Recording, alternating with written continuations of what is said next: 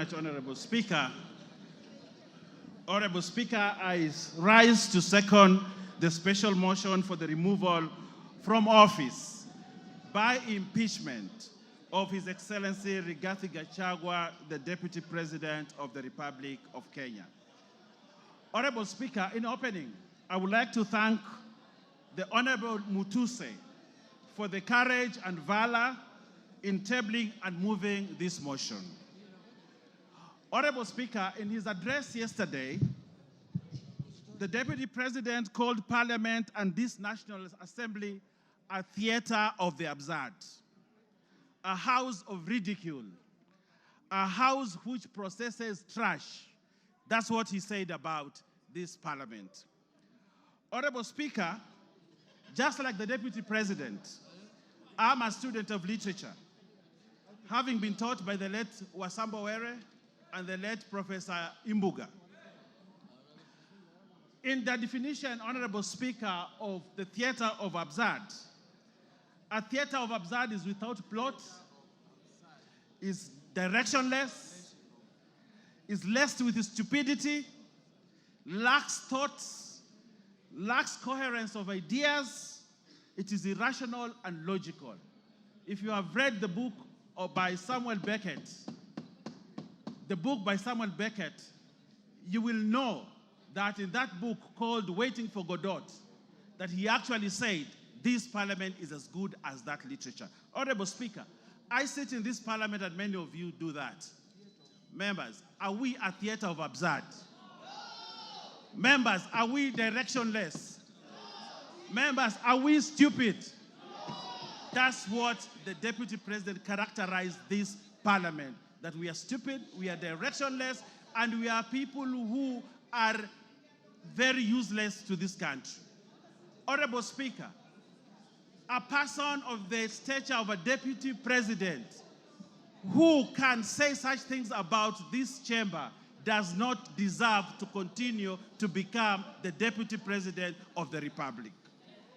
Honorable Speaker, what is the theater of absurd, Honorable Speaker, is when the Deputy President demands that for the 8 million votes, from Mount Kenya, he should be paid 2,000 shillings, translating to 16 billion shillings, so that he can bring peace to this country.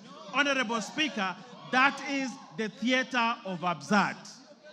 That is the theater of absurd, Honorable Speaker. Honorable Speaker, the Honorable Rigathi Gachagua has committed impeachable offenses as provided in Article 150, 1 and 2.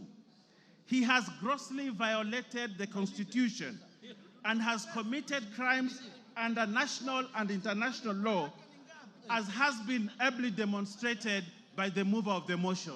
Honorable Speaker, looking at the evidence provided by the mover of the motion, Honorable Speaker, that is enough to impeach the Deputy President, and he must stand impeached by the end of the day today. Honorable Speaker, Article 131E of the Constitution says the President is a symbol of national unity. Read together with Article 147(1), that the Deputy President is the principal assistant of the President and shall deputize the President in the execution of the functions of the presidency. Honorable Speaker, for this to happen, there must be harmony at the top, in spite of how they were elected to office.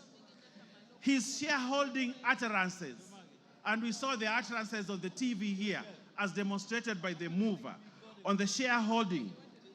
This ensures that there's no harmony at the presidency. But what the Deputy President wants to do is to balkanize this country.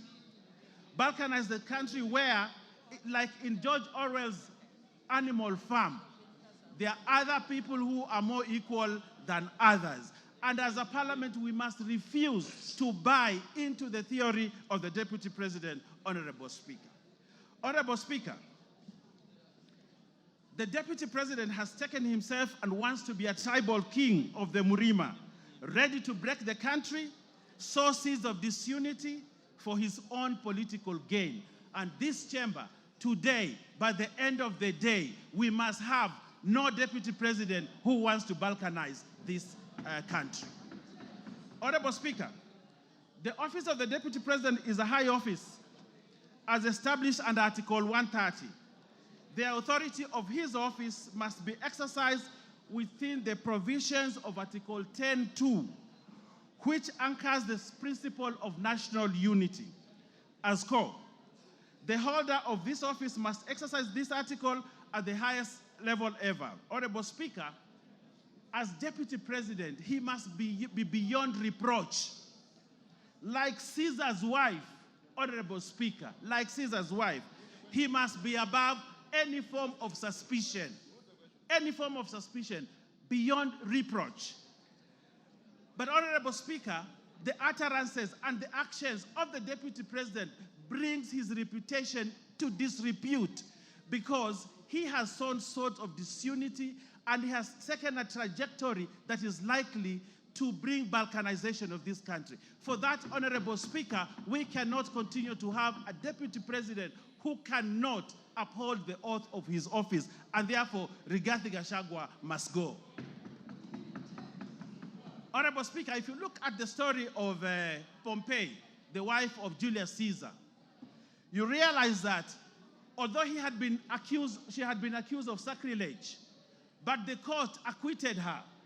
But Julius Caesar actually divorced Pompey, not because of what she had been accused of, but because there was suspicion that he could have done something like that. And on that, only on that, Honorable Speaker, as a chamber, as a parliament, we have the authority and right to say, this guy has brought himself to disrepute, he has gone below, and he has portrayed himself as a man who cannot be trusted with the position of a deputy president of the Republic of Kenya. And therefore, Rigathi Gachagua must go. Honorable Speaker, Article 131(2), C and D gives the president and his deputy the responsibility to promote and ensure the unity of the nation and promote respect for the diversity of the people and communities. Honorable Speaker, the deputy president has presided over the politics of exclusion and has championed the rise and resource allocation to only one region of this country. Has the deputy president exhibited the values of national unity and diversity? No, Honorable Speaker, he has not. He does not embrace that value, a key value of the Constitution, and therefore this deputy president must remain impeached because for him, the vocabulary of diversity and unity does not exist in his vocabulary. On that premise, Honorable Speaker, the deputy president, Geoffrey Rigathi Gachagua, must go by end of today. Honorable Speaker, Article 4, 5, and 6 of the Constitution, read together with the third paragraph of the Constitution of Kenya, reinforces the fact that Kenya is one united, indivisible state. In the same breath, Honorable Speaker, the Constitution establishes the structures of counties as units of sharing resources. However, the Deputy President has established an unlawful and constitutional structure of the country as a structure of sharing national resources, where we have now a new structure of shareholders and non-shareholders. Honorable Speaker, that is sacrilege. We cannot establish another structure of resource allocation apart from the one provided in the Constitution. But now we have a new structure where those who are shareholders in the country get more resources and those that are not shareholders don't get resources. For that new structure that he's trying to establish in this country, the Deputy President, Rigathi Gachagua, must go. Honorable Speaker, there was a time in this country, Honorable Speaker, if you allow me to say this, and I will ask you to add me a few minutes more to say this, that there was a time in this country when the Deputy Chief Justice, the Honorable Nancy Baraza, was bundled out of office because of impropriety, because of an issue that Kenyans thought was not proper. Nancy Baraza, just pinching the nose of someone. And she was bundled out of office, the high office of the Deputy Chief Justice of this country. That's what happened, Honorable Speaker. Just pinching her nose. And she was bundled out of office. But here we have a deputy president who has committed sacrilege, trying to balkanize this country. A deputy president who has called people names.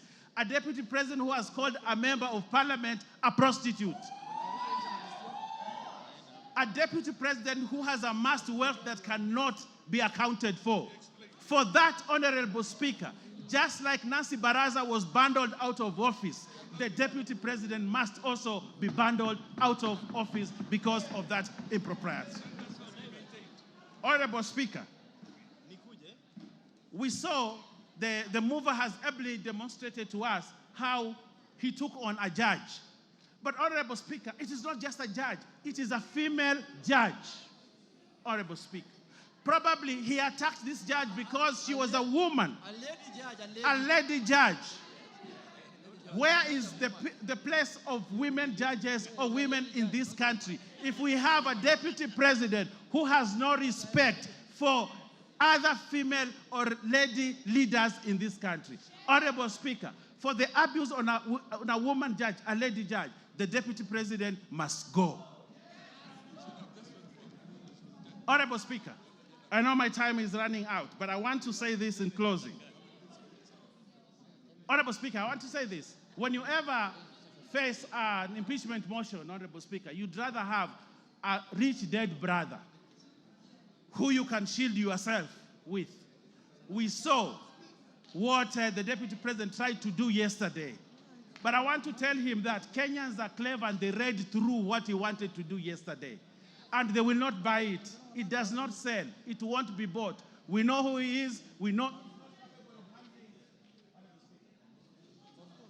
Give him 1 minute. Finish up. Finish up. He's my friend. Yes, Honorable Speaker. We know what he tried to do yesterday, but we can't buy it, Honorable Speaker, and therefore, Rigathi Gachagua must stand impeached at the end of the day. Honorable Speaker, we are in this boat together. We have one character in this boat called Kenya who is trying to rock it from within. He's trying to break this country.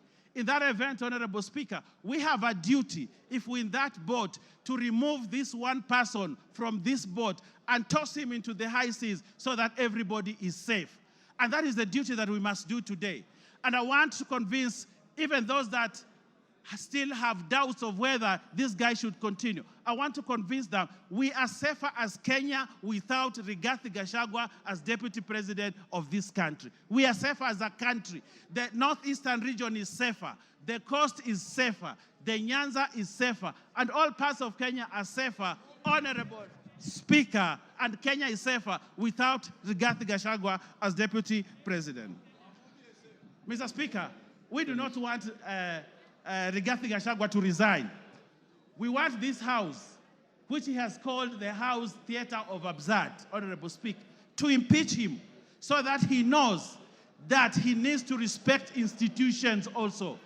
Lack of respect of institutions, Honorable Speaker, is sacrilegious for the person of the stature of a deputy president. For that, Honorable Speaker, for not respecting this parliament and the Senate must impeach one Geoffrey Rigathi Gachagua tonight, and we send him home so that he knows his place in this country. For those many remarks, I second, Honorable Speaker, and ask other members to support this question. I thank you, Honorable Speaker. Order, honorable members on their feet, take your seats. Members on their feet, take your seats. Order, members on their feet. Ruth Odinga, take your seat. Order, honorable members, take your seats. Honorable members are now